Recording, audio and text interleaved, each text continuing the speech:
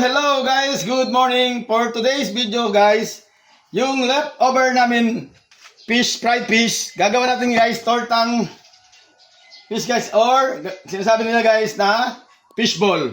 So tara guys, hiwain na natin masangkap. So guys, gagamitin natin dito guys ng bawang. Yan, durog mo natin bawang guys kasi wala tayong powder na bawang. So hindi pa tayo naka grocery, so ano lang muna guys, yung original na bawang muna. So balatan natin guys yung balat.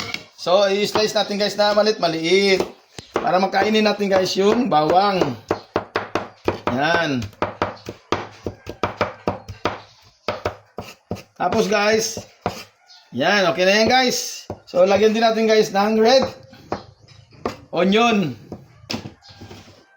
So to red onion guys. Siyempre guys, gawin din natin na malit-malit din guys para makakain din natin ng malit-maliit. Yan, ganyan lang guys. Yan ang mga sangkap guys. Gagawin natin ng ng fish ball or tortang isda. Lagyan natin ng egg, harina or cornstarch. Yan lang guys, very basic. So ito na guys. Himayin na natin guys ang isda. Malinis po yan kamay ko guys. Inugasan ko yan guys ng downy. Yan. Ito na guys yung leftover namin fish. Guys, kagabi guys ulam namin fried fish. Yan. So, hiwa natin guys na maliit para tanggalin natin tinig guys. Masarap talaga yan guys. Kasi lagyan pa natin ng itlog yan guys. At cornstarch.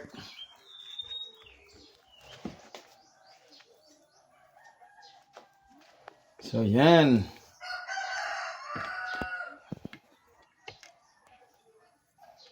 Kunin lang natin guys yung puting laman guys. Huwag natin sama yung itim.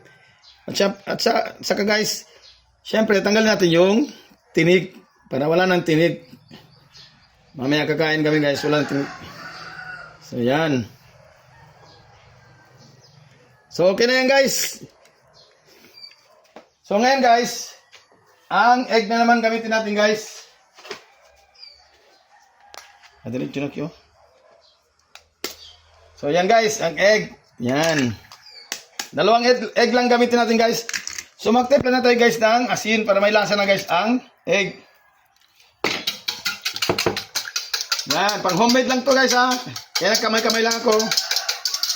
Siyempre guys, lagyan natin ng black pepper. Yan. At gamitin lang natin guys ng magic sarap. Yan.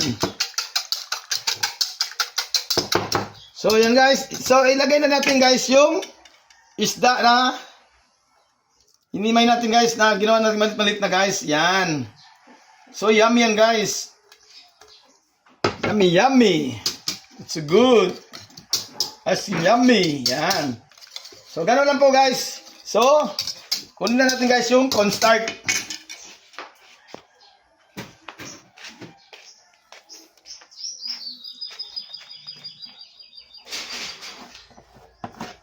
So, ito guys, cornstarch gamitin natin guys.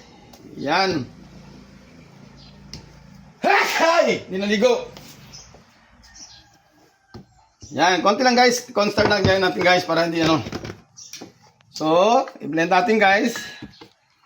Ganun lang guys para mamaya. Super yummy. Dagdagan natin konting asin guys para may lasa talaga. So guys, ihalo na natin yung bawang, sibuyas. Yan. So yan guys, lagyan natin ng kawali sa kanan guys. So yan guys, mainit ng kalan, lagyan natin ng oil guys. Yan. Use oil lang guys na pork. Yan. So yan guys, mainit na po guys ang oil natin. So, ilagay na natin guys yung mix natin guys na fried fish at egg. Yan. Ang tawag dito sa amin guys, parang fish ball din. Pero parang pwede rin tatawag dyan guys na torta. Ganun lang guys. Low fire lang guys para hindi masunog agad guys. Yan. Alam nyo guys, natutunan ko to guys, gumawa dahil sa lola ko, nasa heaven na. Kasi magaling talaga ang lola ko magluto. So, namana ko to guys sa lola ko guys, magluto ng mga ganitong bagay. Yan. Napakasarap guys, konti lang bitin to ngayon guys, kasi 4 kami. Yan. So yan guys, ibaliktad na natin guys para hindi masunog. Yan. Kasi brown na siya guys. So ito na guys. Luto na po guys. Yan, luto na siya guys. Ito, saka. Ito.